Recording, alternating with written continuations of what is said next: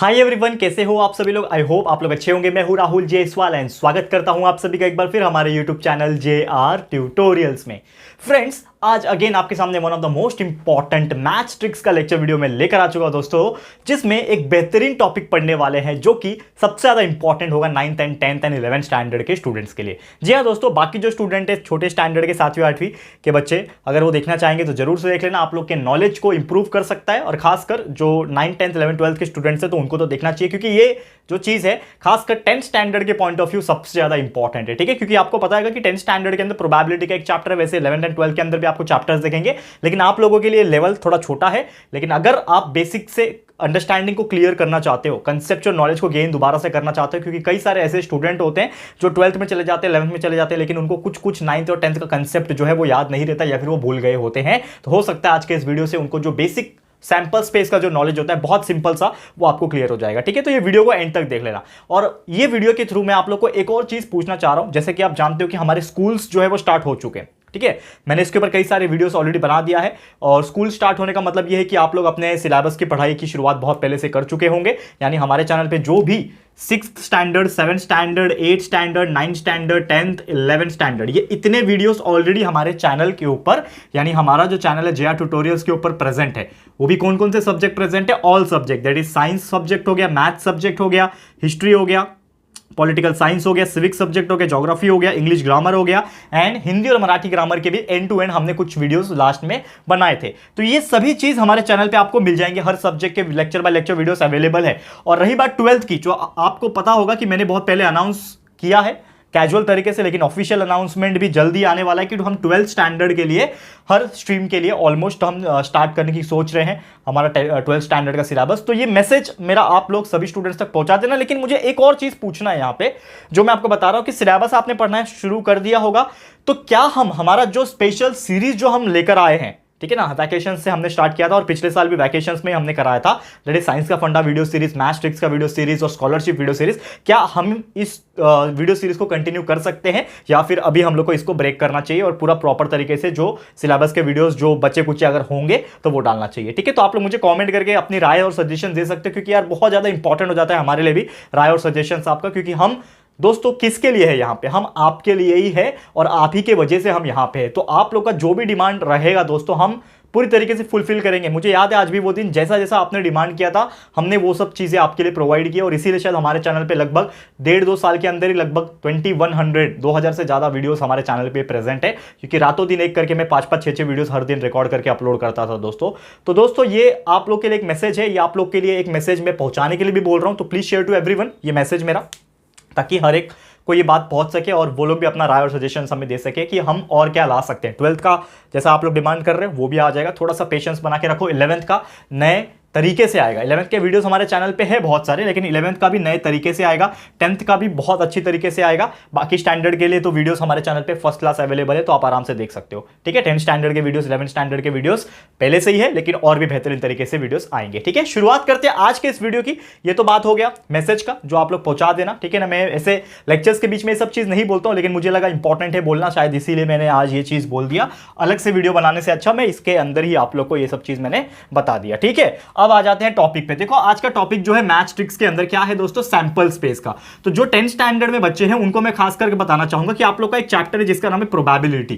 ठीक है, तो प्रोबेबिलिटी कैसे निकालते हैं सैंपल स्पेस का, वो आपको पता होना बहुत ज्यादा जरूरी है, क्योंकि अगर आपको ये सैंपल स्पेस ही नहीं पता होगा अलग अलग इवेंट्स का, तो शायद आप प्रोबेबिलिटी निकालने में कंफ्यूज हो जाओगे। तो लगभग देखा जाए तो 4 से 5 सैंपल स्पेस होते हैं और इसी में से एग्जाम में पूछा जाता है। तो ये जो मैं आपको अभी कराने वाला हूं, ये 10 मिनट का जो वीडियो होगा अभी आगे का, तो इसमें ना जो 4 से 5 सैंपल स्पेस करा रहा हूं, इसको एकदम दिमाग में बिठा लेना चाहिए। तो बाय हार्ट कर लो, कुछ भी कर लो, क्योंकि इसके अलावा और कुछ नहीं पूछता है। सैंपल स्पेस की मैं बात कर रहा हूं। ठीक है, तो चलिए आ जाते हैं टॉपिक पे, that is sample space in probability. तो सबसे पहला जो सैंपल स्पेस पूछा जाता है दोस्तों, वो होता है कि अगर एक कॉइन को उड़ाया जाए, 1 कॉइन इज टॉस्ड, यानी कि अगर सिर्फ एक कॉइन को उड़ाया जाए तो उसका प्रोबेबिलिटी यानी सैंपल स्पेस क्या आएगा। तो सबसे पहली बात यह है कि सैंपल स्पेस को हम लोग लिखते हैं एस लेटर से। एस मतलब होता है सैंपल स्पेस, शॉर्टकट होता है। और सैंपल स्पेस लिखने के लिए हमेशा हमें क्या करना होता है, हमारा कर्ली ब्रैकेट के अंदर लिखना होता है। तो कर्ली ब्रैकेट ओपन ऐसा होता है और क्लोज इस प्रकार होता है। ठीक है, और उसी के बीच के अंदर यानी कर्ली ब्रैकेट के अंदर ही हम लोग को उस सैंपल स्पेस को लिखना होता है।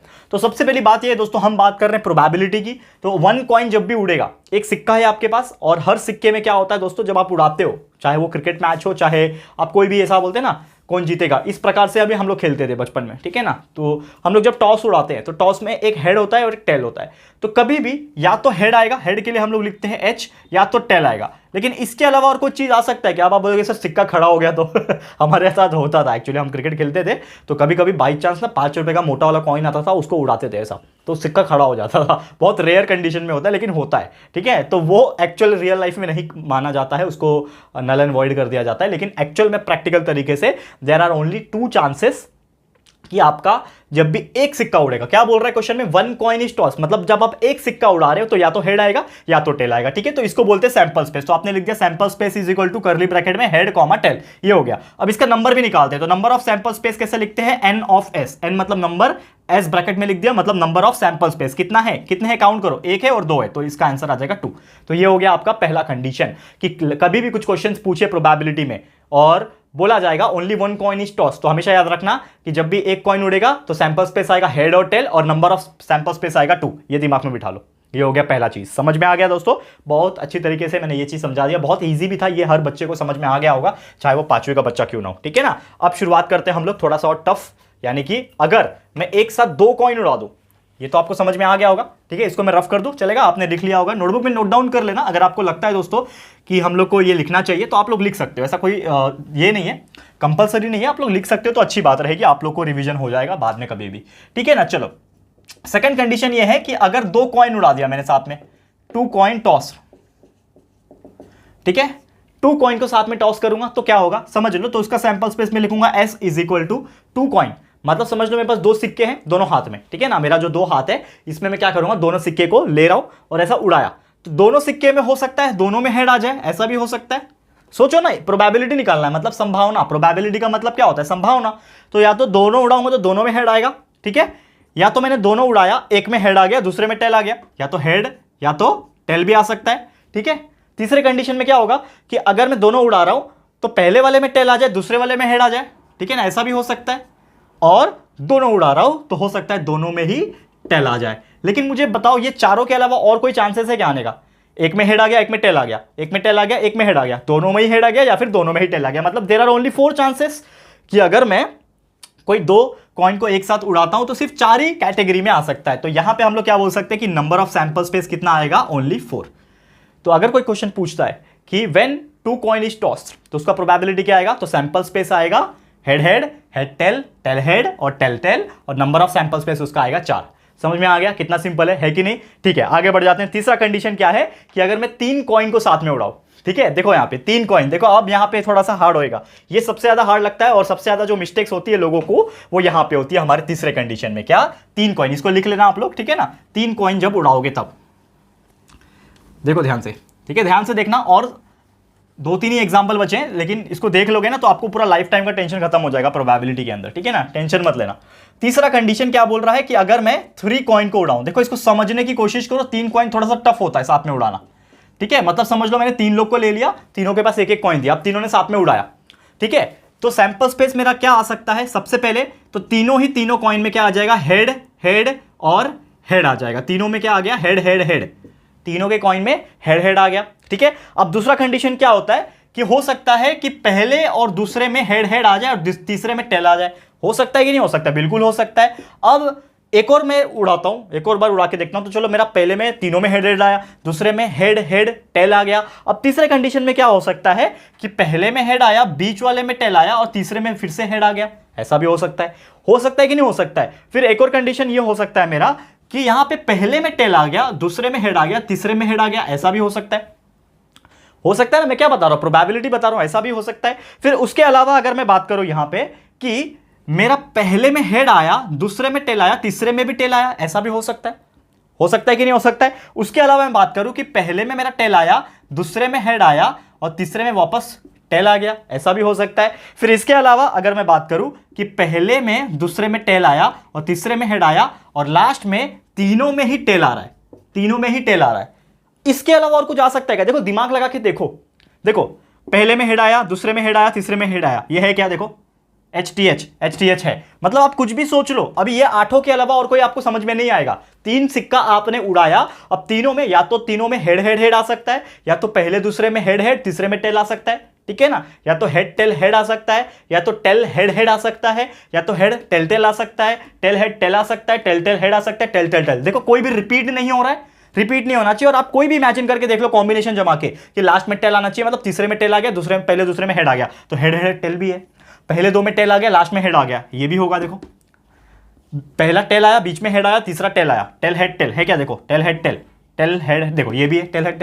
तो मतलब जो भी आप सोच लो, जो भी कॉम्बिनेशन दिमाग लगाने की कोशिश करो, ये सभी चीज हम यहां पे लिख चुके हैं। इसका मतलब यहां पे अब मुझे क्लोज करना पड़ेगा, क्योंकि ये आ चुका है हमारे 3 कॉइन का सैंपल स्पेस। मतलब 3 सिक्के को अगर मैं साथ में उड़ाऊंगा तो इसके अलावा और कोई कॉम्बिनेशन नहीं आ सकता। मतलब ये हमारा क्या हो गया? सैंपल स्पेस हो गया। ये हमारा 3 कॉइन का प्रोबेबिलिटी हो गया। और नंबर ऑफ सैंपल स्पेस कितने हैं? टोटल काउंट कर लो, 8 है। तो 8 से ज्यादा नहीं हो सकते 3 कॉइन के। तो ये आपको माइंड में रखना है, याद रखना है ये चीज कि कभी बाई चांस फ्यूचर में भी आपको कोई पूछता है कि if 3 coins are tossed then what will be its probability, तो आप क्या बोल सकते हो कि number of sample space will be 8। क्या बोल सकते हैं? 8 प्रोबेबिलिटी है इस चीज का, 8 बार 8 तरीके के कॉम्बिनेशन में वो आ सकता है, इसके अलावा और कुछ नहीं आ सकता। समझ में आ गया? क्लियर है? अब हमारा चौथा आएगा, जो कि होगा 4 कॉइन टॉस नहीं आएगा, टेंशन मतलब, क्योंकि आपके सिलेबस में नहीं इंक्लूड है। कॉइन यहां पर खत्म होता है। फर्स्ट क्या था? 1 कॉइन उड़ाया, दूसरा था 2 कॉइन उड़ाया, तीसरा था 3 कॉइन उड़ाया। अब आ जाएगा डाइस। डाइस मतलब पता है ना आपको? गोटी खेलते लूडो, ठीक है ना? लूडो खेलते, सोंगटी क्या बोलते हैं उसको, खेलते हैं ना 1 2 3 4 5 6 वाला, ठीक है? तो वो गोटी आ गया अभी उसके 2 कंडीशंस है, तो ध्यान से देखना, वो 2 कंडीशंस सुन लेना अच्छी तरीके से, फिर हमारा आज का वीडियो हो जाएगा। बहुत सिंपल सा टॉपिक है आज का, लेकिन बहुत ज्यादा इफेक्टिव है। लोग इसको इग्नोर करते हैं, पता नहीं क्यों, क्योंकि शायद ऐसा लगता है कि उनको ये बहुत ईजी है, लेकिन जब रियल में उनको सॉल्व करने के लिए एग्जाम्स में आ जाते हैं ना, तब उनको पता चलता है यार काश मैंने पढ़ लिया होता, काश मैंने इसको समझ लिया होता, मैंने कंसेप्ट क्लियर किया होता। तो ऐसा बहुत सारे लोगों के मन में थॉट्स आते हैं, ठीक है? ये चीज समझ में आ गया होगा। अब आगे बढ़ जाते हैं तीसरे, नहीं चौथा, 4th नंबर ऑफ एग्जाम्पल क्या है? जैसे मैंने बोला इफ 1 डाई इज रोल्ड, मतलब अगर मैं एक डाई को, डाई मतलब क्या होता है? गोटी, जो मैंने बोला गोटी खेलते हैं ना, लूडो खेलते हैं ना, लूडो वाली गोटी जो होती है उसको डाई बोलते हैं, ठीक है? अब सैंपल स्पेस क्या आएगा? मुझे एक बात बताओ कि जब भी आप गोटी को खेलोगे, लूडो खेलते होंगे आप सभी लोग, ऐसा कोई भी मतलब मुझे लगता है बच्चा नहीं होगा जिसने कभी आज तक लूडो नहीं खेला होगा, चाहे वो प्रैक्टिकल तरीके से खेला हो, चाहे वो हम लोग ऑनलाइन लूडो गेम खेलते हैं, वो तो खेला होगा। तो जब भी हम लोग गोटी उड़ाते हैं तो चांसेस ये है, एक ही है ना मेरे पास, एक ही गोटी है, तो चांसेस ये है कि 1 आ जाए, 1 आ जाए उसमें, चांसेस ये भी है कि 2 आ जाए, चांसेस ये भी है कि 3 आ जाए, चांसेस ये भी है कि 4 आ जाए, चांसेस ये भी है 5 आ जाए, चांसेस ये भी है कि 6 आ जाए। कुछ भी आ सकता है, मतलब 6 टाइप के कॉम्बिनेशन आ सकते हैं, 6 टाइप में आ सकता है। 7 आ सकता है कि 7? कभी देखा है लूडो के गोटी में 7 नंबर? नहीं देखा है ना? तो 6 तक ही होता है, लास्ट सबसे हाईएस्ट गोटी 6 होती है।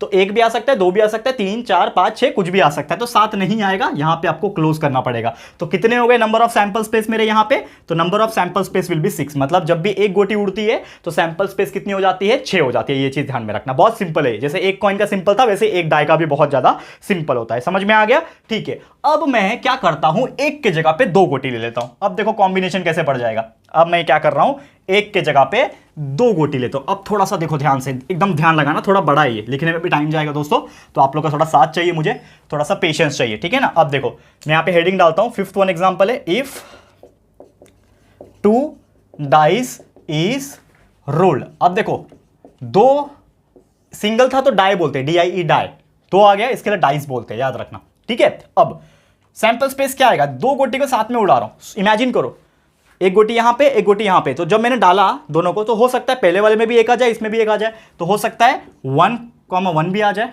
ठीक है? हो सकता है 1,2 भी आ जाए, हो सकता है 1,3 आ जाए, 1,4 आ जाए, 1,5 आ जाए और 1,6 आ जाए। आ सकता है कि नहीं? मतलब पहले में 1 ही आ रहा है, बाकी में 2 3 4 5 6 करते करते ऐसे 6 टाइप में आएंगे, ठीक है? अब हो सकता है कि दूसरे वाला जो गोटी है मेरा, उसमें 2 आ जाए और पहले वाले में 1 आ जाए, फिर दूसरे वाले में तो 2 आ ही रहा है, पहले वाले में 2, दूसरे वाले में 2 आ जाए, 2 3 भी आ सकता है, 2 4 भी आ सकता है, ठीक है ना? समझ में आ रहा है क्या बोल रहा हूं मैं? 2 5 भी आ सकता है, 2 6 भी आ सकता है। आ रहा है कि नहीं समझ में? फिर 3 1 3 2 3 3 3 4 3 5 3 6 भी आ सकता है, 4 1 4 2 4 3 4 4, ठीक है ना? देखो यहाँ पे बहुत मजा आ रहा है लिखने में, 4 6, ठीक है? उसके बाद 5 1 5 2 5 3, ठीक है, देखो आप लोगों को भी मजा आएगा और ये लिखना पड़ेगा आपको एग्जाम में भी जब अगर आएगा ऐसा क्वेश्चन। 5 6 मैं थोड़ा रफ लिख रहा हूँ, हैंडराइटिंग पे ध्यान नहीं दे रहा हूँ, लेकिन आप लोगों को समझाने से मतलब है मुझे, इसके लिए मैं थोड़ा सा फास्ट लिख रहा हूँ। 6 2 6 3 6 4 6 5 6 6। अब देखो इसके अलावा और कोई चीज आ सकता है क्या, क्योंकि 6 ही लास्ट होता है। तो टोटल अगर आप काउंट करने जाओगे 1 1 1 2 1 3 1 4 1 5 ऐसे 2 1 2 2 2 3 2 4 2 5 2 6 3 1 ऐसे करते करते 6,6 मतलब 6 6 दोनों में आ जाए, ऐसा कॉम्बिनेशन है। मतलब अगर आप काउंट करो यहाँ पे 6 यहाँ पे 6 मतलब 6 6 36, मतलब आपका number of sample space will B 36 year. मतलब आपके 36 कॉम्बिनेशन है। 2 गोटी के साथ जब आप लूडो खेलते हो या फिर कोई भी गेम खेलते हो तो 2 गोटी जब साथ में उड़ा रहे हो तो आपके 36 टाइप ऑफ कॉम्बिनेशन आ सकते हैं, और यही हमें बताता है प्रोबेबिलिटी। इसीलिए one of the most beautiful chapter होता है प्रोबेबिलिटी, मजा आता है पढ़ने में।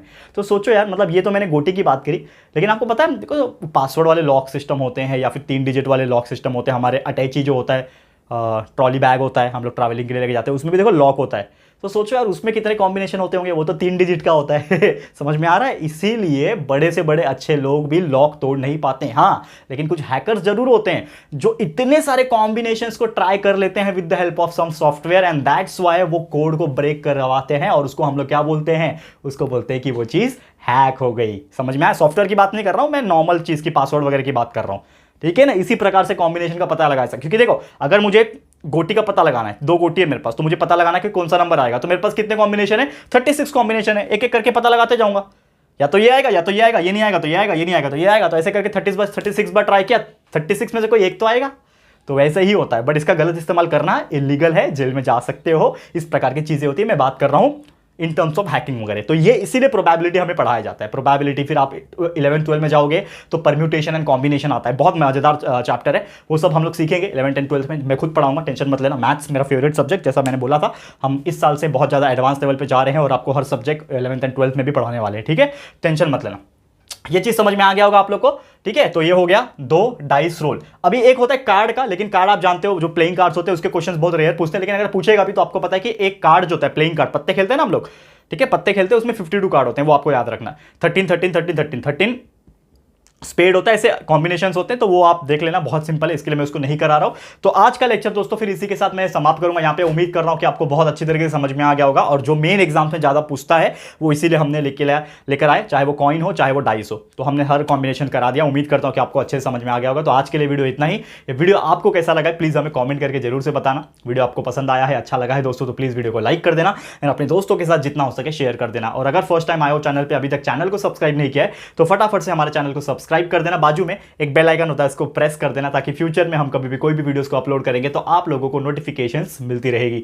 ठीक है फ्रेंड्स, तो जल्दी मिलेंगे हमारे न्यू वीडियो में, तब तक के लिए thank you and good bye.